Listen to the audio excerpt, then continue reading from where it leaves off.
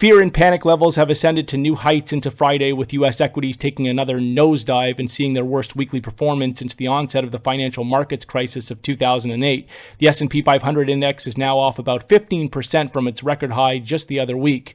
It's a tricky thing right now. The market will be upping its pressure on governments and central banks for a response, and yet with fiscal stimulus and policy accommodation tools so exhausted, we believe governments and central banks need to be very careful about the timing of using whatever it is that's still left in that tank. We also question the impact of additional rate cuts and stimulus when we're contending with an actual virus that offers no immunity as of yet. How much will the market be feeling good about a little more liquidity when it's worried about its own physical well-being? And we'd also remind that all of this comes at a time when, quite arguably, stocks were already well overdue for a massive capitulation, irrespective of the coronavirus. This, in our view, is a critical point. The fact that the coronavirus is a catalyst and not the cause for a market downturn that is to be expected with very little ammunition left to deal with future negative shocks.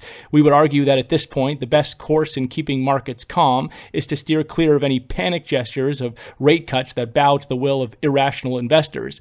We're in for challenging times ahead, and it will be important that those making decisions to do so in a highly calculated manner while exercising tremendous discipline and restraint.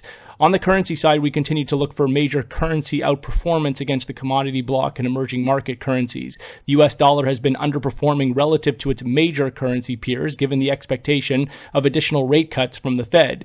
Gold has slowed down despite the ongoing downside pressure in stocks, and the talk is that hedge funds suffering from setbacks to their long equity exposure have been forced to offset through profit-taking on long gold exposure. Meanwhile, oil has continued to slump to multi-month lows. Looking at today's calendar, the market will be taking in German import prices, France GDP, German unemployment, an appearance from BOE Haldane, German inflation reads, Canada GDP, US trade, US core PCE, a Fed Bullard speech, Chicago PMIs, Michigan sentiment, and a BOE Cunliffe speech. We also should remind that month-end flows could also factor a bit. That's all for now.